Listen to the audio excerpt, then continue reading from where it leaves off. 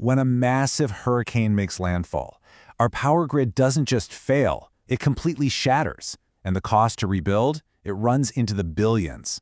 But what if the solution wasn't some massive, expensive overhaul, but a simple $15 fix? Let's dig into this brilliantly simple idea. Yeah, we've all seen pictures like this, right? A huge storm rolls through. And what it leaves behind is just a total mess.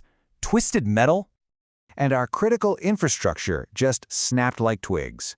This is what plunges whole communities into darkness for days, sometimes even weeks on end. All right, so welcome to class, everyone. Today's lesson is all about a really smart piece of engineering, the mechanical fuse. First, we'll dig into why things go so wrong in the first place, the cascade of failures. Then, we'll introduce this big idea and see exactly how it works. And finally, we're going to do the math. We'll look at the cost of all this collapse versus the payoff of, investing a little to save a lot. Okay, so first up, a cascade of failures. Let's really get into why our power grids collapse so catastrophically in the first place.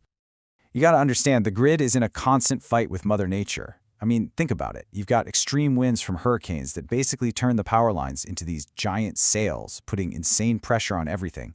Then in the winter, you get heavy ice just weighing them down with incredible force. And of course, falling trees.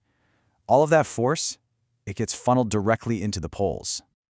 Okay, so here's where the physics gets kinda scary. Every pole can only handle so much force, what engineers call its bending moment.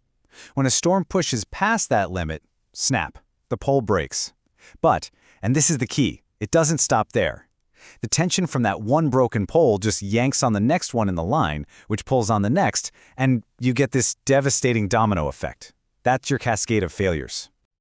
So this brings us to this incredibly simple yet powerful solution from an electrical engineer named Ian Russo.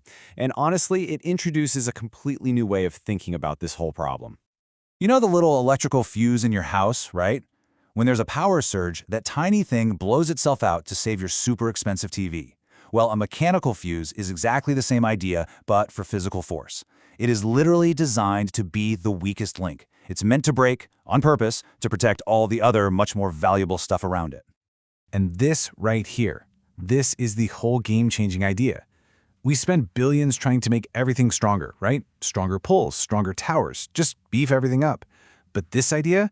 It flips that completely on its head. Instead of trying to stop anything from breaking, what if we could choose what breaks first?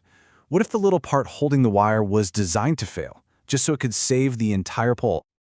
All right, so how does this thing actually work out in the real world, in the middle of a storm? Let's get into the nitty-gritty, the engineering of a calculated break.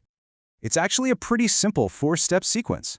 So step 1, the hurricane winds are just hammering the power line with massive force. Step 2, all that force gets transferred to this tiny mechanical fuse, pushing it right to its pre-calculated breaking point. Step 3, snap. The fuse breaks cleanly, the wire is released, and it just falls to the ground. And step 4, and this is the magic, the pole is instantly freed from all that pressure. It's saved. It's still standing. So where does this little lifesaver actually go? Well, you can see it here. It's just this small component that gets mounted right between the main power line, the conductor, and the insulator that connects it to the pole. It's a tiny but super strategic addition. And I want to be clear, this isn't just some random weak piece of metal. This is all about precision engineering. Engineers actually analyze each pole to figure out the absolute maximum force it can handle. Then, they install a fuse that's designed to break just before that limit is reached. It gives it a critical safety margin. It's a calculated failure, a protective failure. Okay, this all sounds great in a lab, but we've got to talk about the money, right? Let's dig into the staggering price of failure with our current system. Okay, get this. When a single pole snaps, the cost to replace it, we're talking materials, the big trucks, the crew, is around $2,000. That's for one pole. Now just imagine that multiplied by the thousands or tens of thousands that fall in a major storm. Now you're probably thinking, hey, why don't we just build stronger poles everywhere? And that's a fair question. But the problem is just the sheer scale of it all. There are literally tens of millions of poles across the US alone. Trying to replace all of them would be a logistical nightmare, and it would cost an absolutely astronomical amount of money.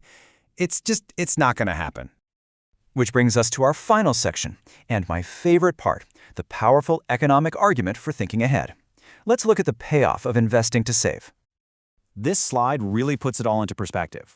On the one hand, you've got the cost of repairing the damage after it's done, about $2,000 per pole. On the other hand, you have the cost of preventing the damage in the first place, just $75 to outfit an entire pole with these fuses. I mean, the difference is just incredible. So where does that $75 number even come from? Let's break it down. The fuse itself, coming from the factory, costs about $15. Now, a typical pole has 3 main wires, so that's $45 in parts. You add about $30 for a crew to install them, and there you have it, a grand total of $75 per pole. Okay, now let's think big picture. What if we outfitted, say, 10 million of the most at-risk poles in the country? The total investment would be around $750 million. And yeah, that sounds like a huge number, until you remember that we already budget billions of dollars for storm repairs and emergency response every single year. So the return on that investment, it's massive. First off, the poles themselves are saved, they're not broken. So instead of these huge reconstruction projects that take weeks, repair crews just have to restring the fallen wires and pop in a few new, cheap fuses. This means power can be restored in hours, not weeks. That translates to huge savings for emergency budgets, but more importantly, it gets the lights back on for people, for families, for businesses, almost immediately. So that leaves us with one final thought. We so often look for these complex, high-tech, silver bullet solutions to our biggest problems.